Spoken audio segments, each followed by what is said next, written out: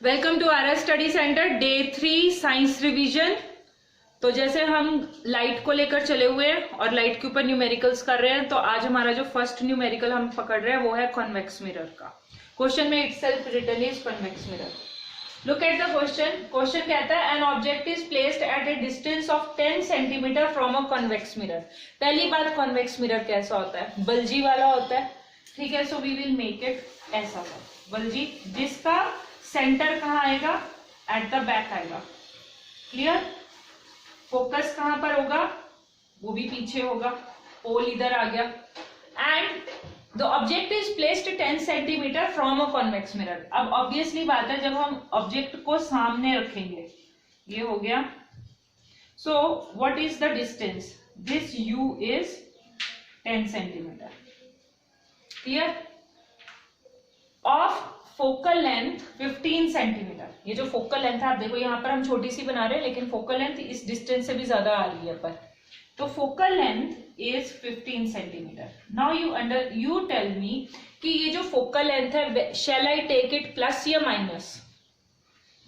Plus, because this focal length is behind me. So this is the distance between the pole and the focus, and u is the distance from the pole to the object. So u will be taken plus या minus? Minus. u is taken minus 10 centimetre. अब कहता है क्या? Find the position and nature of the image. ठीक है, अब position क्या होगी? Position and nature of the image. Image कहां पर बनेगी और पोजीशन उसकी कहां पर होगी। ठीक है, so to find it out we have to get v।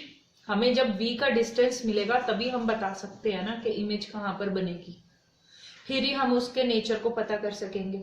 Because we are doing it mirror, तो हम क्या लगाएंगे? Mirror formula. तो मिरर फॉर्मूला क्या होता है आपको पता है? 1/f is equal to 1/v plus 1/u। Substitute the values. f क्या आ जाएगा यहाँ पर? 15 सेंटीमीटर। v हमें मालूम नहीं है, u क्या हो जाएगा? -10। क्लियर? अब देखो इसको कैसे सॉल्व करेंगे। अब इसको हमने ब्रैकेट में लिखा, ये minus sign is not allowed in the denominator. ये माइनस साइन जाएगा न्यूमरेटर में, और न्यूमरेटर से जाने से यहाँ पर चेंज हो जाएगा। क्लियर हो गया? ये क्या बनेगा? 1/15 इक्वल टू 1/v माइनस 1/10। अब ये पूरी की पूरी माइनस क्वांटिटी हो गई। When we will shift it on the other side, it will turn out to be positive. तो ये क्या बन जाएगा? 1/15 प्लस 1/10 इक्वल टू 1/v। ठीक है, 15 और 10 का क्या ले लेंगे? एलसीएम ले लेंगे।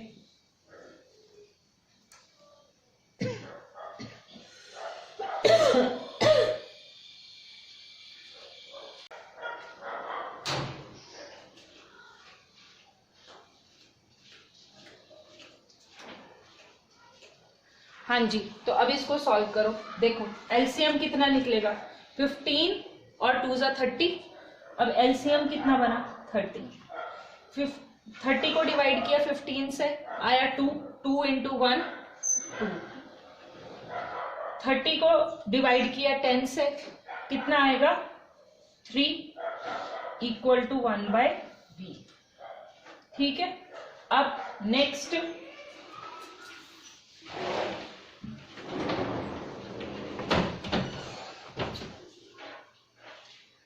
अब इसको सॉल्व करो फर्दर। क्या आएगा?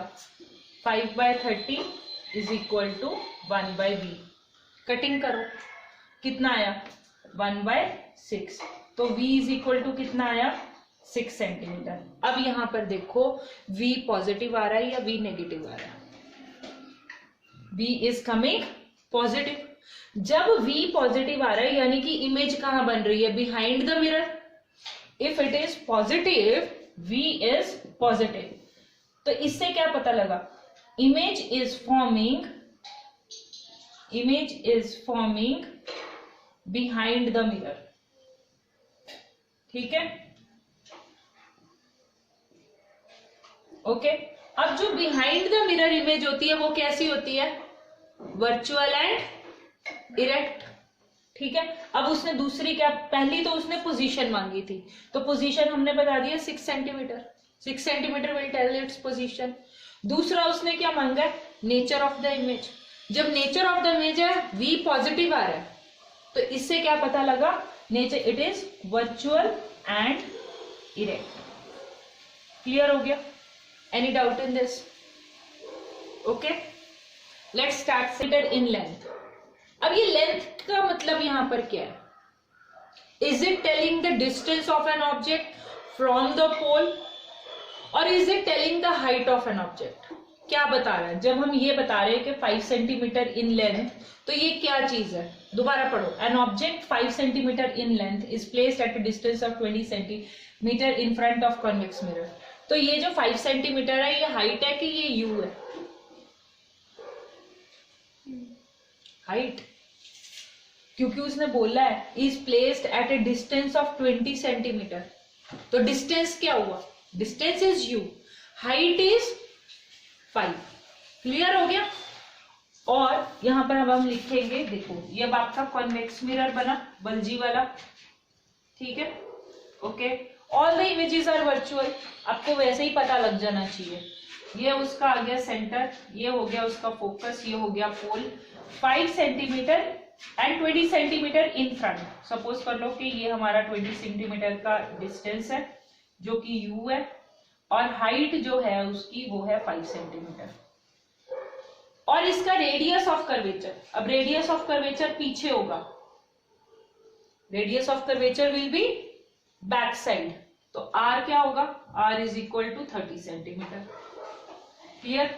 Find the position of the image, its nature and size. Done. अच्छा, अब मुझे बताओ इसमें हम क्या पॉजिटिव लेंगे और क्या नेगेटिव लेंगे? r विल बी पॉजिटिव और negative? r will be positive क्योंकि इट इज बिहाइंड, ठीक है। सो r is positive of 30 centimetre. So what will be your focal length? Focal length will be r/2। शाबाश, very good. So this is 30/2 जो हो गया 15 centimetre. अब next क्या कहता है? Height. Height will be taken positive या नेगेटिव? पॉजिटिव। हाइट है, कोई भी चीज खड़ी हुई है, h डैश नहीं है, it is not an inverted image, it is an object. Will you place your object inverted? You will keep your object straight ना, सीधा रखोगे ना, तो h क्या होगा? h will be positive of 5 centimetre. What will be u? u will be positive या negative? Negative.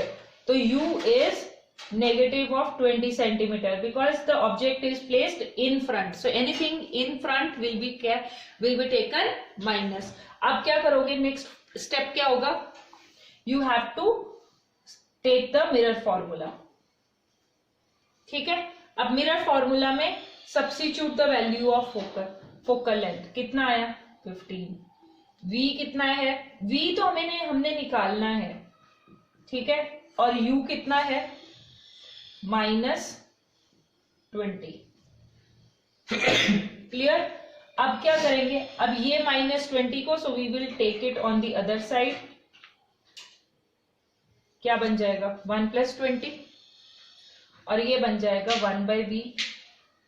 Next step क्या होगा? 15 और 20 का क्या करोगे? एलसीएम। 15 और 20 का लेंगे हम एलसीएम।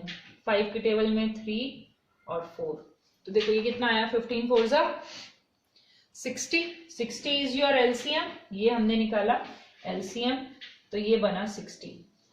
60 को डिवाइड करो 15 से, हाउ मच इट इज? 4। तो 4 × 1 इज 4। 60 को डिवाइड करो 20 से, 3 है ना, 2 3 ज़ा 6 ना, तो 3 3 × 1 दिस। सो ये आ गया। अब क्या आएगा? So the next step will be 7/60 is equal to 1/v। तो v की वैल्यू क्या आ गई?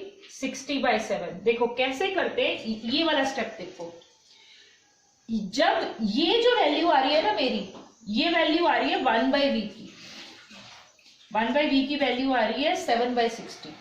जब मुझे अकेले v की वैल्यू निकालनी है ना, तो मैं इसको क्या कर दूंगी? इनवर्स कर दूंगी, इसका रेसिप्रोकल ले लूंगी। आगे बात समझ में? देखो 1/v इज 7/60, लेकिन v की वैल्यू होगी 60/7. Have you understood this thing? तो इसको हम सॉल्व भी कर सकते हैं और otherwise we can take it as, इसको सॉल्व करते हैं ना, इसको डिवाइड करते हैं. We will divide 60/7. तो 7 8 जा 56. ठीक है, फिर 4 आएगा 5 के ऊपर.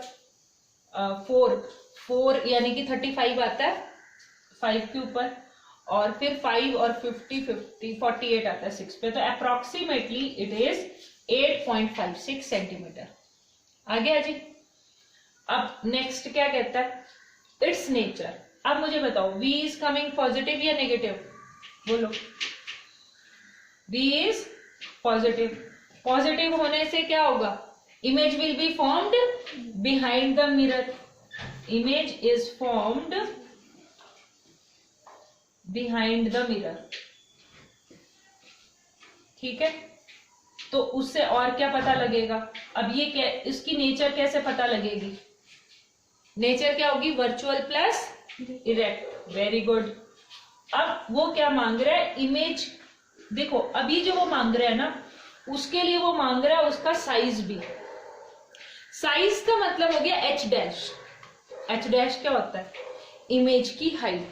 Obviously it will be less than the object, हमें पहले भी मालूम है. तो हम इसको कैसे निकालेंगे? इसको निकालने के लिए हम क्या निकालेंगे, मैग्निफिकेशन. अब मैग्निफिकेशन के दो फॉर्मूले होते हैं, कल भी मैंने बताया था, H dash by H and minus we by U. ठीक है, so I am rubbing this part for the time being for getting the magnification.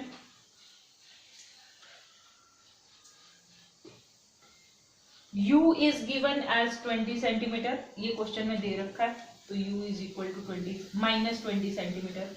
We will be requiring it. अब देखो, मैंने मैग्निफिकेशन कल बताया था. मैग्निफिकेशन के दो फॉर्मूले होते हैं, height of the image by height of an object. Other formula होता है माइनस वी बाय यू. हमें चाहिए क्या, हमें चाहिए एच डैश. तो एच डैश निकालने के लिए हमें क्या चाहिए, मैग्निफिकेशन चाहिए. अब मैग्निफिकेशन के लिए क्या करेंगे, माइनस वी बाय यू. तो m is equal to minus v, कितना हो गया, v की वैल्यू आई अभी हमारी 8.56. तो ये जो माइनस है ये फॉर्मूले का माइनस है. ठीक है, सो 8.56 और u कितना आ रहा है, -20. u कितना आ रहा है, -20. v पॉजिटिव है और u नेगेटिव है. ठीक है, -20. नेगेटिव से नेगेटिव कैंसिल हो गया. अब क्या करोगे, अब ये 0 अगर इधर चला जाएगा तो ये बन जाएगा 0.856. आपको डेसिमल शिफ्ट करना आता होगा. नीचे से अगर 0 हटेगा तो एक डेसिमल और इधर शिफ्ट हो जाएगा और divide by 2. So what is the thing, you will be getting 0.428. अच्छा, अब मैग्निफिकेशन की कोई भी यूनिट नहीं होती. Remember this thing, magnification do not have any unit. It is just a number. Clear होगी बात. अब हमें चाहिए एच डैश. तो एच हमें मालूम है 5 centimetre. H will be taken plus, क्योंकि हाइट तो हमेशा ऊपर को रहती है ना.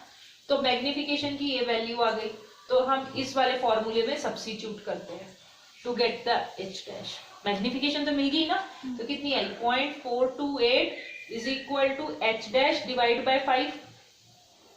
ऐसे ही होगा ना. h की जगह क्या लिख दोगे, 5.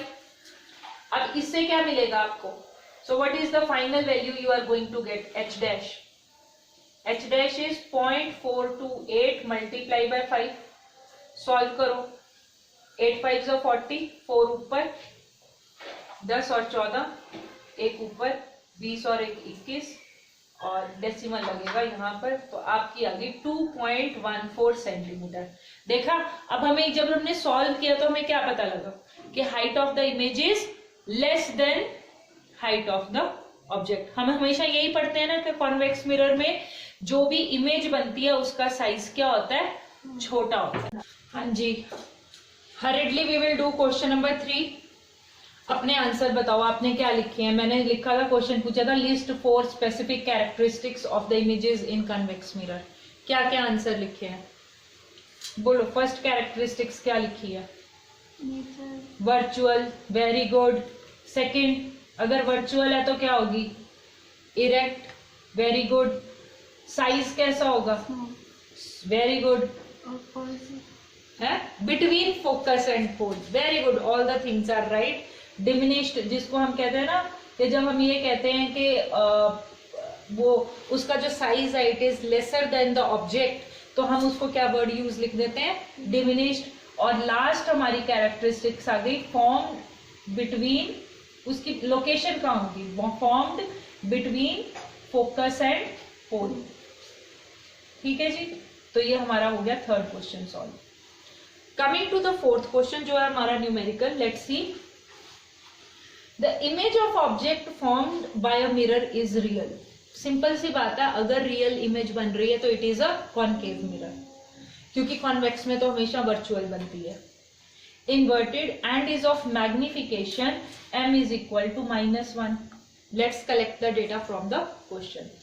If the image is at a distance of, अब देखो यहाँ पर जो इमेज का डिस्टेंस दिया हुआ है और रियल है, जब रियल है तो v will be माइनस या प्लस, माइनस, क्योंकि रियल है तो it will be in front, अगर इन फ्रंट है तो distance of the image will be minus. तो वो क्या कहता है, image is at, if the image is formed at a distance of 40 centimetre, तो इसलिए मैंने v को ले लिया minus, from the mirror what is, where is the object placed, तो u निकालने को उसने पूछा है। कौन सा फॉर्मूला लगाएंगे, मैग्निफिकेशन का फॉर्मूला लगा दो, मिरर फॉर्मूला की जरूरत नहीं है क्योंकि f हमें पता नहीं। ठीक है, तो v भी अगर पता है तो u, दो अननोन क्वांटिटीज तो मिरर फॉर्मूला से निकाल नहीं सकते, फिर हमें जो पता है वही लगाओगे ना। तो मैग्निफिकेशन का फॉर्मूला क्या होता है, -v/u, तो वहां पर सब्स्टिट्यूट करो, -1 इज इक्वल टू v की वैल्यू क्या आ गई, -40 डिवाइड बाय u। क्लियर हुआ। अब क्या होगा, ये माइनस माइनस पॉजिटिव हो जाएगा, तो क्या हो जाएगा, +40 डिवाइड बाय u, u इससे मल्टीप्लाई हो जाएगा तो क्या बनेगा, और -u इज इक्वल टू 40 और u is equal to -40 centimetre. तो आपको ये क्या मिला, ये मिला आपको ऑब्जेक्ट का distance from the pole, -40 centimetre. Done. फिर कहता है where would the image be if the object is moved 20 centimetre towards the mirror. अब देखो जो इमेज थी, यहां पर देखो ये जो इमेज का डिस्टेंस था from the question you just look, 40 centimetre है, ऑब्जेक्ट भी 40 सेंटीमीटर है, it means where was the location of the object, at the centre of curvature. Centre of curvature ही एक ऐसी जगह होती है जहां पर ऑब्जेक्ट और इमेज दोनों बराबर होते हैं, लेकिन एक सीधा होता है और एक उल्टा होता है, यही फर्क होता है ना। अब वो कहता है कि अब मैंने उसको 20 सेंटीमीटर और उसके इन फ्रंट कर दिया, इट मीन्स मैंने कहां रख दिया, फोकस पे।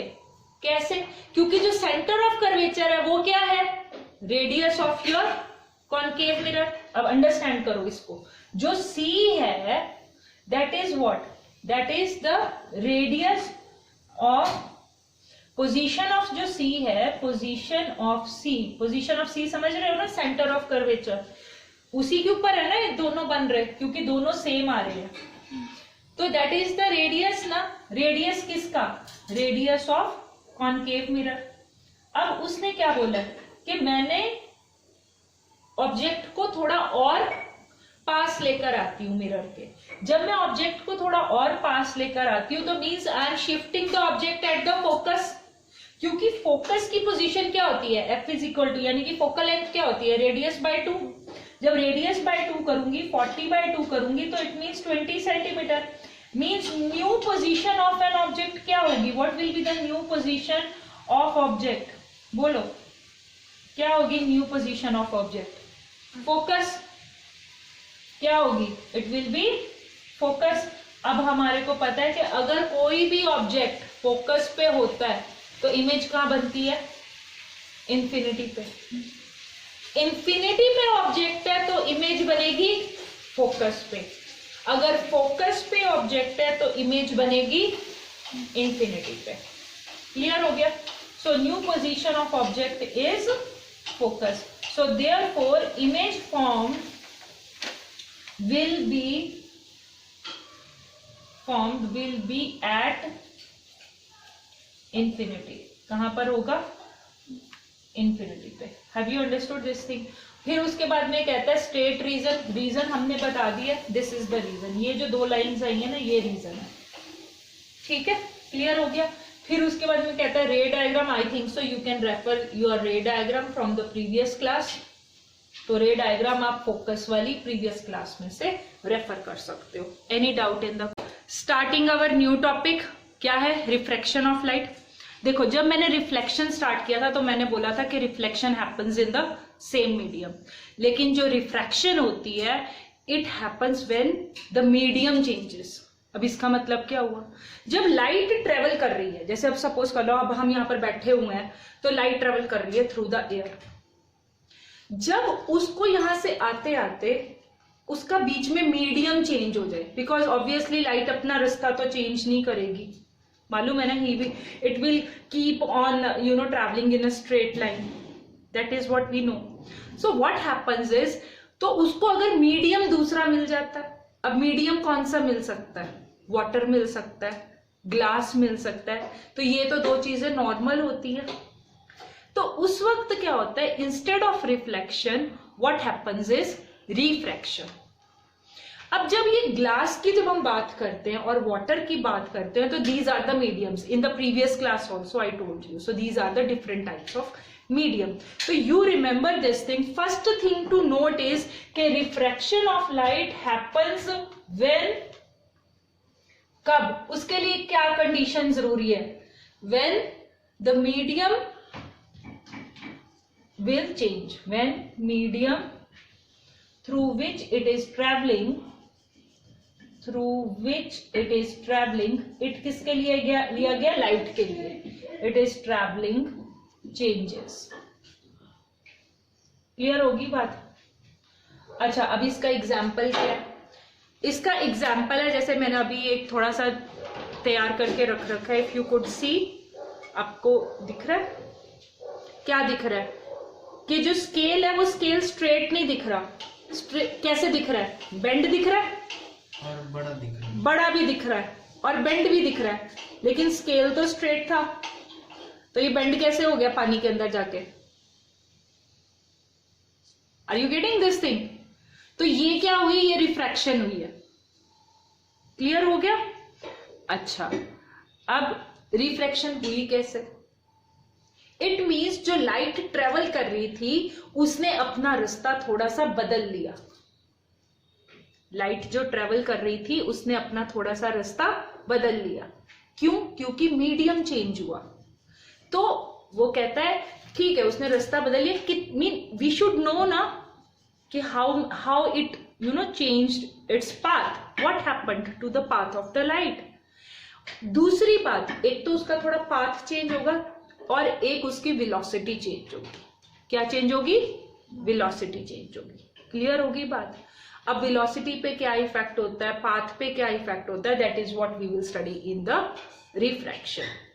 क्लियर हो गई बात? इसको करने के लिए we will just take a glass slab. अब ग्लास स्लैब क्या होती है? जैसे आपने सपोज कर लो, आपने जो बच्चे लैब में गए उन्होंने तो देखा होगा ग्लास स्लैब. जो नहीं गए उनके लिए मैं बता रही हूँ. सपोज कर लो जितना थिक आपका सोप होता है ना, बाथिंग सोप होता है, तो उतना सा वो होता है. और सपोज कर लो साइज भी उसका उतना ही होता है आपके बाथिंग सोप जितना. रेक्टेंगुलर होता है, यानी कि क्यूबॉइड में हो गया वो, और वो कंप्लीट ग्लास का होगा. जिस चीज का आपके विंडो पेन्स बने होते हैं ना, तो वो ग्लास होता है. तो same way it is a glass, but it is a thick glass. ठीक है? So how will you do this experiment? अब ये रिफ्रैक्शन ऑफ लाइट है, तो पहले हमने ये एक्सपेरिमेंट करना है. अब जब आप अपनी टेक्स्ट बुक पढ़ोगे तो पेज नंबर 171 पे सबसे पहले वो यही स्टार्ट करता है उसका 173 के ऊपर के ये एक्सपेरिमेंट कैसे हुआ. और इसके लिए उसने कुछ एक्टिविटीज भी दी है उससे पहले. तो let's glance at the activities. वो कहता है कि आपकी एक एक्टिविटी है 10.7. उसमें क्या लिख रखा है कि अगर आप एक बकेट लेते हो, बकेट पूरी पानी से भरी हुई है, उसके अंदर एक कॉइन ड्रॉप कर दो. जब आपको ऐसा लगेगा कि कॉइन कहीं और पड़ा है, जब आप उसको उठाने जाओगे तो वो कॉइन असल में it is not lying at that position, it is at the little bit some other position. Have you observed this thing? ठीक है, तो वो क्या हो रहा है, वो भी रिफ्रैक्शन है। ठीक है, फिर एक्टिविटी 10.8 में आते हैं। एक्टिविटी 10.8 में वो कहता है कि हम एक शैलो बाउल लेते हैं। शैलो बाउल वो बाउल होता है जिसकी हाइट कम होती है, लाइक बाउल है और लेकिन उसमें हाइट उसकी कम है। ठीक है, उसको शैलो बाउल कहते हैं। उसके अंदर हम सेंटर में मैं कॉइन रख देती हूँ। क्लियर हुआ? अब क्या है कि मैं उस बाउल को अपनी टेबल पे कहीं पे रख देती हूँ। ठीक है, उस बाउल को जिसके अंदर ये कॉइन पड़ा, I keep it somewhere. Obviously, I'll be able to see that coin. Now I will start moving away from that bowl. ठीक है, अब क्या है कि जब आप अपने दोस्त को बोलोगे कि उसमें पानी डाल दो तो क्या लगेगा, वो कॉइन ऊपर रेस्ड लगेगा। ठीक है, so when your friend will pour water in that bowl, that coin will appear to be raised. Now you can see that coin. तो क्या हुआ इसमें, एग्जैक्टली रिफ्रैक्शन हुआ। ठीक है, फिर उसके बाद में एक और एक्टिविटी है। So activity 10.9 is just the activity for the one I am going to explain you, glass slab वाली है। So let's see this thing. अब ग्लास स्लैब में आपको बता चुकी हूँ कैसी होती है, बिल्कुल सोप जितनी थिकनेस की होगी। It will be a cuboid but it will be a thick glass. Let's see how this activity will be performed, ये एक्सपेरिमेंट कैसे होगा। और ये जो फिगर आपकी 10.10 जो पेज नंबर 173 पे है, ये बहुत ही इंपॉर्टेंट फिगर है। Sometimes it only comes. ठीक है, तो इसको समझ लो कि कैसे होगा रिफ्रैक्शन। लेट्स सी, तो इसमें हम क्या करेंगे, सबसे पहले एक व्हाइट पेपर ले लेंगे, जैसे हमारा ये व्हाइट बोर्ड है। We will place our glass slab somewhere in the centre of your white paper. ठीक है, और उसकी मैं बाउंड्री बना लूंगी। क्या करूंगी, बाउंड्री। पेंसिल लो, पेंसिल से बाउंड्री बना लो। And now you will not displace your glass slab. Displace का मतलब समझ लेते हैं, हिलाना नहीं है आपको इसको। ठीक है, अब क्या होगा, अब इसके लिए हमारे को और रिक्वायरमेंट है। वो एक रिक्वायरमेंट है 4 ऑल पिन्स की या पेपर पिन्स की। पेपर पिन्स पता ना, ऑल पिन्स वगैरह जो सुई जैसी सी होती हैं, वो हमें 4 लगेंगी। ठीक है, अब इसको एक्सपेरिमेंट को करेंगे कैसे, इस एक्सपेरिमेंट को करेंगे जैसे अभी ये बना लिया आपने, इसकी आउटलाइन बना ली और यहाँ पर ग्लास स्लैब पड़ा हुआ है। इससे एक स्केल लेके 90 डिग्री के ऊपर नॉर्मल बना दो। Done. So this is your first step. उसके बाद में यू जस्ट टेक, बल्कि किसी भी एंगल पे, एट एनी एंगल यू, जैसे मैंने यहाँ पर 45 ले लेती हूँ या 30 डिग्री ले लेती हूँ। You can take any angle, no need to measure also, लेकिन अगर मेजर करना है तो यू कैन डू 45 डिग्री ले लो, एनीथिंग यू टेक। ठीक है, आगे बात समझ में। तो यहाँ पर एक मैं लाइन बना लूंगी, से it at 45 degree. Okay, clear हुआ। और इसके ऊपर मैं 2 ऑल पिन्स लगा देती हूँ, एक यहाँ पर ऑल पिन लगा दूंगी और एक ऑल पिन यहाँ पर। ये जो लाइन बनाई है ना, स्लांट लाइन, इसके ऊपर मैं जाकर 2 ऑल पिन्स ऐसे लग जाएगी ना ऑल पिन। और उसको क्या करना है, उसको लेटा के नहीं लगाना, you have to keep it vertically straight. समझ रहे हो ना, खड़ा करके लगा देना है। ठीक है, then I will go on the other side. Other side means I will go on the other side means I will take, table के ऊपर पड़ा होगा ना ये सब apparatus. Now I go and try to see from the vertical side. समझ रहे हो, ऐसे बेंड होकर आई ट्राई टू सी कि where I can see those all pins. Are you understanding?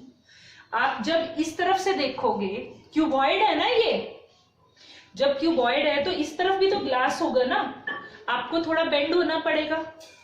Bend होके you will see from the height, ऐसे वाला जो साइड रहेगा उधर से आपने इधर देखना है ऑल पिन्स को।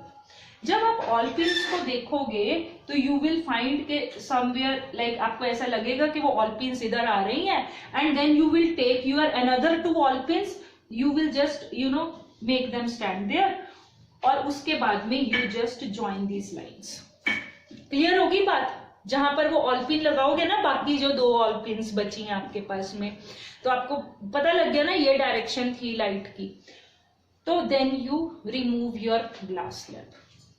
तो ये एक्सपेरिमेंट हो गया, क्योंकि अब इसके बाद ही तो ऑब्जर्वेशन आएगी। अब होगा क्या, now you look at the things when you will start doing. तो यहाँ पर यू एक्सटेंड दिस नॉर्मल। अब इसको देखो, अब अगर मैं ये ग्लास स्लैब को हटाती हूँ तो मुझे क्या पता लगेगा, आप देख रहे हो ये स्ट्रेट लाइन है कि ये थोड़ी स्लांट है, इट इज स्लांट ना। तो आपको ये पता लगेगा कि जो ग्लास के अंदर में से light didn't travel in a straight path, it took certain deviation, it took certain deviation. समझ में आया ना। तो अब इसको मैं करती हूं, इस नॉर्मल को आई विल एक्सटेंड। तो मुझे क्या पता लगा, अगर यहां पर ये 45 डिग्री आ रहा था, तो जब ये अंदर गया this angle reduces. If this is your angle I क्या होता है, incident ray. So I assumed my this ray to be the incident ray. क्या नाम लिखूंगी इसका मैं, incident ray, because I can not see light. Can I see light, नहीं ना। अब उसकी रेज में कैसे लगाऊंगी, नहीं लगा सकती ना, तो इसलिए मैंने ये लाइन लगाई थी, assuming that this is the path of the ray of light. Clear. All pins लगाई और फिर मैंने ये ग्लास स्लैब को हटा दिया हुआ। Then I joined these two lines, तो I found कि it was coming slant। इस नॉर्मल को मैंने एक्सटेंड किया इनसाइड द, तो यहां पर मुझे मिला कि ये जो एंगल R था ये है refracted angle, this is not the reflected angle, this is the refracted angle. Clear. Angle R जो है वो है रिफ्रैक्टेड एंगल। अब इसको हमने रिफ्रैक्टेड क्यों बोला, हमने रिफ्रैक्शन क्यों बोला, बिकॉज यहां पर जब लाइट ट्रेवल कर रही थी it changed its medium from the air, it entered into the glass। do you agree? Air में से कहां पर एंटर किया, ग्लास में। अब ग्लास क्या है, ग्लास ये यहां पर ग्लास है, इधर एयर है। अब ग्लास डेंस है देन एयर, डेंसिटी समझते हो ना, हैवी है कि नहीं है। सो ग्लास इज डेंसर और एयर क्या है, वो रेयरर है। रेयरर यानी कि हल्की है, डेंसिटी इज लेस। क्लियर हुई बात। तो इससे हमें क्या पता लगा, जो एंगल R था it was less than angle I। What did I come to know from this. तो इससे मुझे ये पता लगा कि whenever ray of light enters from rarer to denser medium, it bends towards the normal। क्या पता लगा, it bends, बोलो बेटे, it bends towards the normal। so I will write this rule। so this is my first observation। let me write my first observation। first observation is angle I, और से कि angle R जो refracted angle है it is less than angle I, less than angle I। It means when light enters from rarer to denser medium,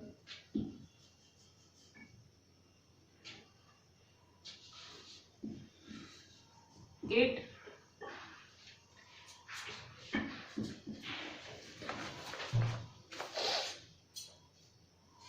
bends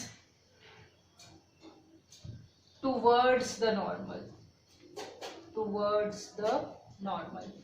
normal क्या है यहाँ पर, normal क्या है, ये वाला NM, I can make it as NM। Normal क्या बन गया, NM। आगे बढ़ सकते। अब क्या है, now this light will travel through this glass. अब यहां से ये चली थी, रिफ्लेक्शन हुई, उसके बाद में again it changed its path. You are finding it.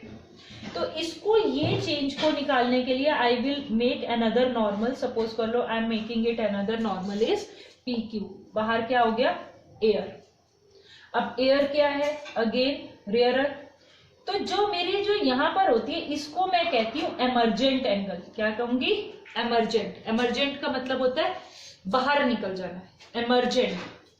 Finally क्या होगी, लाइट ऑफ रे, ray of light will come outside this glass, it will leave this glass। ठीक है, तो इसको हम बोलेंगे emergent ray। अब अगर आप यहाँ पर देखते हो, and if I will draw another normal at this point, ये कौन सा पॉइंट है?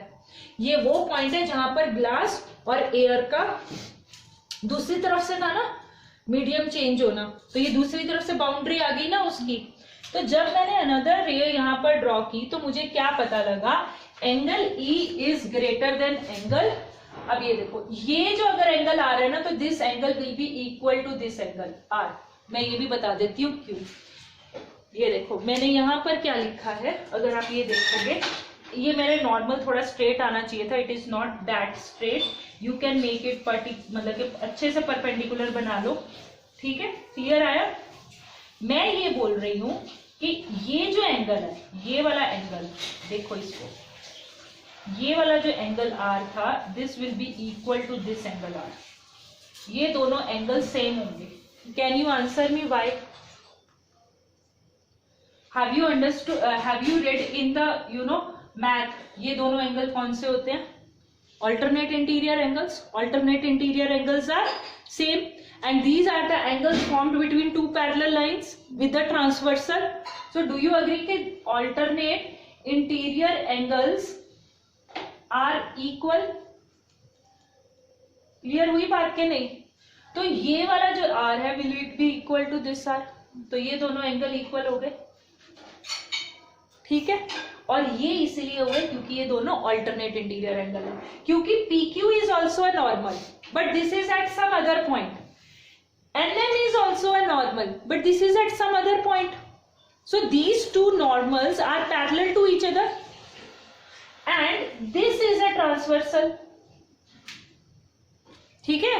So that is the reason. अब हमारी सेकेंड ऑब्जर्वेशन क्या आई? हमारी सेकेंड ऑब्जर्वेशन आई कि angle E is greater than angle R, और उससे हमें पता क्या लगा? जब हम एक ऑब्जर्वेशन लिखते हैं तो उससे हमें कुछ पता लगता है ना। क्या पता लगता है? कि when light enters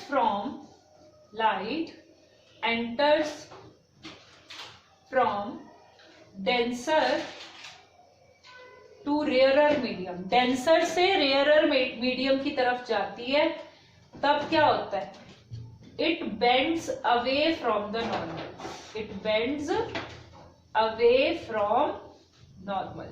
अब यहां पर कौन सी नॉर्मल थी मेरी? बोलो कौन सी नॉर्मल थी मैंने ड्रॉ की? PQ. कौन सी नॉर्मल ड्रॉ की थी? PQ. Have you understood this thing? कोई डाउट है? कोई डाउट है? ठीक है, अच्छा, जब हम ये कर लेंगे तो आप ये देखो, अब इसमें एक और ऑब्जर्वेशन है जिसको हम, इसने मुझे टोक दिया कि कितना है। अब देखो, अगर ये लाइट, अगर ये जो मेरी इंसिडेंट लाइट है, अगर ये बेंड नहीं होती और ये अगर स्ट्रेट चलती, सपोज कर लो कि ये स्ट्रेट चलती, तो इट मीन्स क्या? उसके, अब देख रहे हो उसके पाथ में चेंज आया।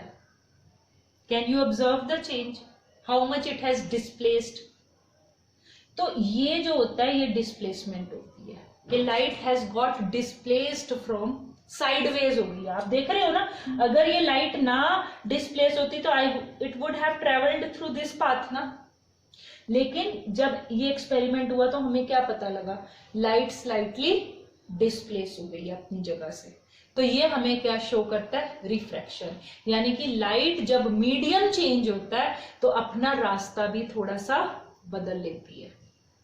Refraction, have you understood? तो रिफ्रैक्शन होने के लिए वी रिक्वायर एटलीस्ट 2 मीडियम्स। कितना मीडियम चाहिए हमारे को? मिनिमम 2 मीडियम्स चाहिए। क्लियर हो गया? So this was the experiment, hope you must have understood. इसकी ऑब्जर्वेशंस भी समझ में आ गई। Hurriedly go through the laws of refraction of light which are stated on page number 174. क्या कहता है? The incident, refracted and normal interface of two transparent media at the point of incidence all lie in the same plane. Incident, refracted, normal, all these three are lying at a point. And where is this point? At the meeting of the two media. Clear हो गया? First point clear हो गया।